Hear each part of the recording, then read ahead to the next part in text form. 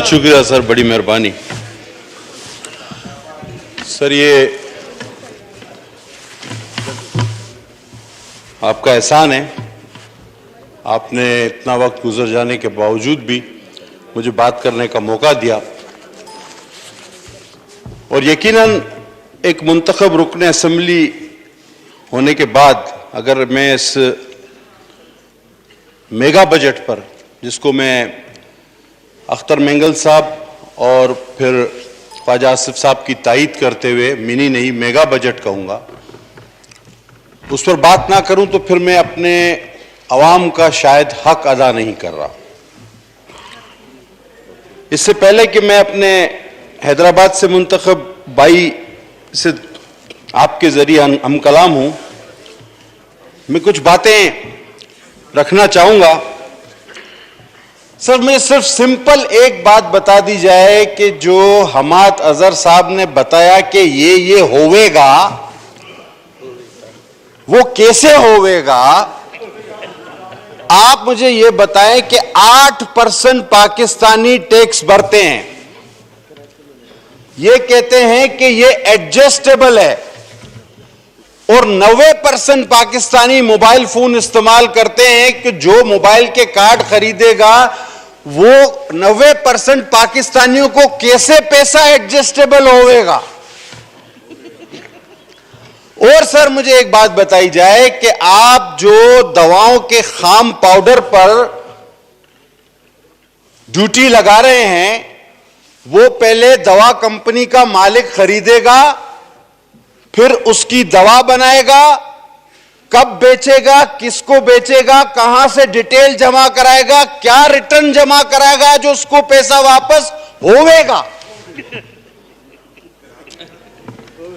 Sir, वो करावेगा तो होवेगा ना सर, ये नहीं होवेगा, ये नहीं होवेगा। अब सर, बात हुई कि इखलाकी जुर्रत इनमें हो, तो ये हमारे कोविड के जो हमने बड़े मिसाली काम किए उनको मान लें। सर, पता नहीं हमारी याददाश्त क्यों इतनी कम हो जाती है कि शुरू में सिंध की कोविड पॉलिसी को ही वफाक ने फॉलो किया था, हम बड़े जल्दी भूल जाते हैं। और मईशत की तनज़्ज़ुली की बात आती है तो खुदा की कसम, इन 99 नामों के नीचे खड़े होकर मैं कह रहा हूं, मैंने अपनी स्पीच में कहा था कि देखें, कोविड अब से शुरू हो रहा है, आज से आपकी मईशत पहले की वजह से तबाह कर चुके हो, बाद में इस कोविड को मौरूद इल्जाम ना ठहराना। इस हाउस का रिकॉर्ड उठा के देख ले, अगर आपको ना मिले, जो चोर की सजा हो हमारी सजा। आपको बकौल आपके शेख रशीद साहब के तो कोविड तो हम पर अल्लाह की मेहरबानी की तरह आया है, ये जवाब रिकॉर्ड पर मौजूद है। नगा जी ने पैसे मिल रहे हैं इसके। अब इतने अरबों की जो बेकायदगी हुई ये कोविड फंड्स में, वो कहां गए। अच्छा, ये ज़र मुबादला बढ़ा देते हैं, कहते हैं जी ज़र मुबादला बढ़ गया। ये बाहर मुल्कों से कर्जा लेते हैं, उस कर्जे को अपने जमा करके कहते हैं ये ज़र मुबादला बढ़ गया। अब मैं ये पूरी असेंबली से सबसे हजार रुपए उधार लूं और मैं कहूं मैं तो बड़ा पैसे वाला हूं, मेरे पास तो 3,42,000 रुपए हो गए। यानी अकल की कोई बात, खुदा की कसम मुझे समझ में नहीं आता कि इनके वुज़रा के सामने से होती हो। अब खुसरो बख्तियार साहब यूरिया के मसले पे कह रहे हैं कि सिंध से यूरिया अफगानिस्तान स्मगल हो जाती है। और सर, जर्मनी जापान तो पहले देख लिया था एक साथ, ये सिंध और अफगानिस्तान को कैसे मिला दिया इन्होंने। यानी जर्मनी जापान तक तो ठीक था, ये सिंध और अफगानिस्तान आपस में कैसे मिल गया। अब इखलाकी जुर्रत की बात हो तो फिर इखलाकी जुर्रत तो सर वहां से शुरू होती है कि कोरिया में एक कश्ती डूब गई थी और वजीर आजम ने इस्तीफा दे दिया था। वो इखलाकी जुर्रत कहां गई। और ऐसी ऐसी इखलाकी जुर्रतें, दुनिया की मिसालें, अरस्तु, सुकरात, बुकरात सारे चकरा गए। सारे दुनिया के तज्जिया निगार सारे कालम निगार, सारे साइंसदान सर पीट के रह गए। 12 मौसम निकल आए, हजरत ईसा हिस्ट्री से गायब हो गए। इस मुल्क में तीन सालों में पता नहीं क्या क्या नहीं हुआ सर। अब सर हैरत की बात यह है कि जब प्राइम मिनिस्टर ने वहां तकरीर की कि जी हमने अमेरिका से साफ कह दिया है कि हम आपके साथ नहीं हैं, तो पीछे जोर जोर से तालियां डेस्क बजाने वालों में कसम से सारे वो लोग थे जब मुशर्रफ ने खड़े होकर कहा था कि शौकत अजीज ने कि हम अमेरिका के साथ हैं, वो बैठे ये सबसे ज्यादा तालियां यही बजा रहे थे। और हर हुकूमत के पीछे यही तालियां बजा। वो अजीज मियां कवाल के पीछे जो टोपी वाले ने हम नवा होता हुए ये सारे हुए, ये सारे हुए। अच्छा, अब ये कहते हैं कि जी एलएनजी कोई वजह नहीं है, एलएनजी की दरामद कोई वजह नहीं है। तो भाई एलएनजी की दरामद कोई वजह नहीं, मैं तो सादा सा आदमी हूं। कराची में, मेरे हलके में, हम सबके कराची वालों के हलके में, मलीर कोई भी सारे जिले उठा के दे सर, चाय का कप आप नहीं बना सकते। आखिर पहले भी गैस की कमी होती रही, कमी ज्यादती, लेकिन एकदम से गैस का गायब हो जाना, एलएनजी भी इसकी वजह नहीं है। तो फिर हुकूमत की नाअहली तो इसकी वजह है ना, या नहीं है? अब आप ये कहते हैं हर जगह दुनिया में महंगाई हुई। सर मैं इत्तेफाक से 10-12 दिन एक जाती नोयत के दौरे पे था। वहां पर सर, वो तो खैर बहुत ज्यादा तरक्की याफ्ता मुल्क है, महंगाई वहां भी हुई है, लेकिन वहां कम से कम वेजेस एक मजदूर के, अनस्किल्ड मजदूर के रोज के 20,000 रुपए, रोज के 20,000 रुपए। और कोविड की वजह से वो क्योंकि आधे मजदूर काम पे बुलाते हैं तो आधों को घर बैठे पैसे देते हैं। तो ये महंगाई तो आलमी सतह पे हमें एक साथ लेकर करवाते हैं, लेकिन गुर्बत की बात जब आती है, तनख्वाहों की बात जब आती है, तो ये कहते हैं नहीं उसमें पाकिस्तान अलग है। अब जैसे मेरी बहन ने तकरीर की, उन्होंने जो तरक्की की रफ्तार बताई, तो सर उस हिसाब से तो पाकिस्तान को आईएमएफ को कर्जा देना चाहिए था। ये हम क्यों और कर्जा ले रहे हैं, ये तो मेरे समझ में बात नहीं आई।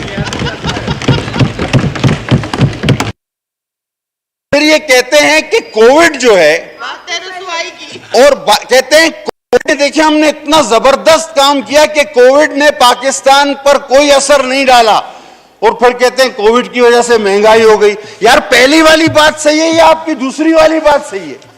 अगर असर नहीं पड़ा तो महंगाई क्यों हो गई? और अगर आपने कोविड पे अच्छी पॉलिसियां बनाई तो फिर महंगाई नहीं होनी चाहिए थी। यानी एक ही सांस में दो जुमले, एक सच्चा एक झूठा।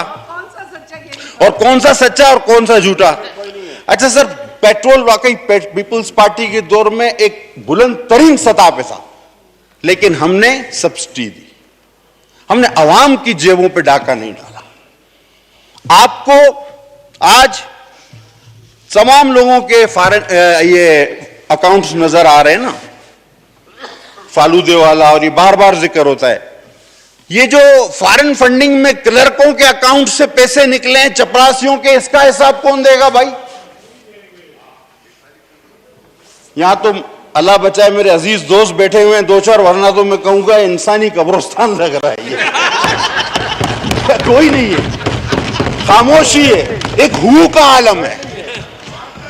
तो मेरे कुछ बहुत ही मोअज़्ज़िज़ दोस्त बैठे हैं, वरना कोई है ही नहीं, सारे भागे हुए हैं। अच्छा सर, अगर आप इतनी तरक्की कर रहे हैं जितना मेरी बहन ने बताया, सर एक सादा सा सवाल है। मस्ती खान साहब भी बैठे हुए, मुशर्रफ के दौर में थे उस जमाने में, तो देखिए भी चुप चुप, तो इन्होंने भी बहुत तालियां बजाई थी।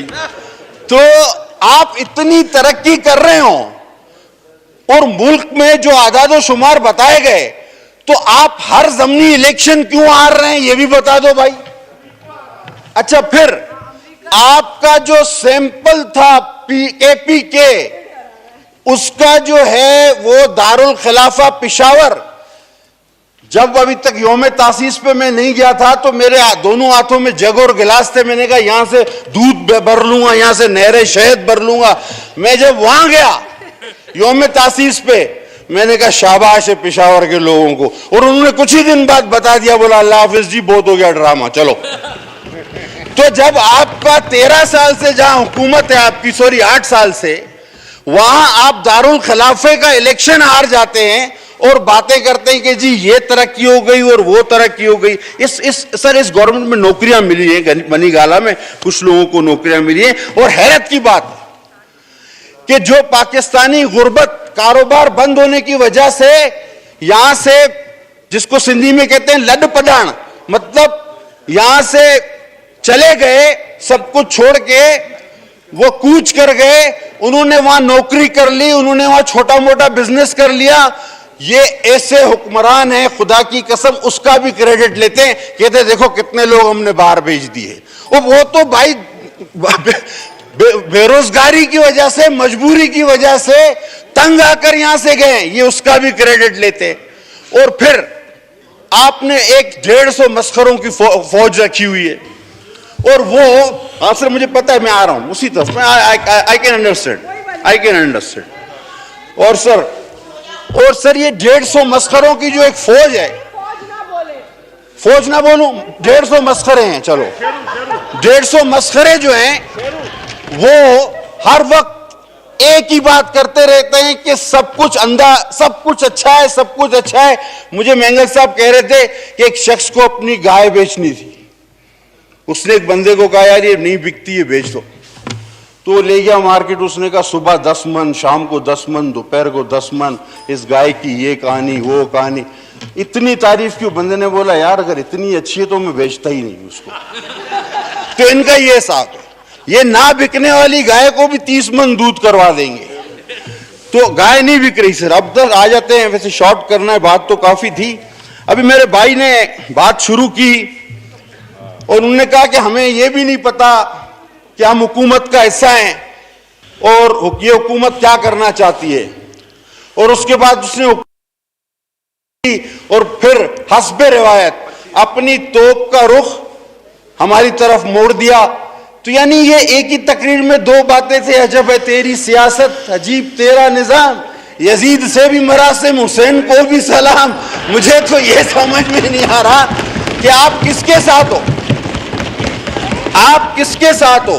आपने कहा पानी का मसला है, आओ सिंध के अवाम के साथ खड़े हो, अपने हिस्से का पानी मांगो। कराची सिंध का शहर है, सिंध को पानी मिलेगा तो कराची को पानी मिलेगा। आओ सर 2-4 पॉइंट, आओ आईनी हकूक मांगो अपने सिंध के, गैस की सूरत में आओ हमारे साथ खड़े हो, वरना कौम माफ नहीं करेगी।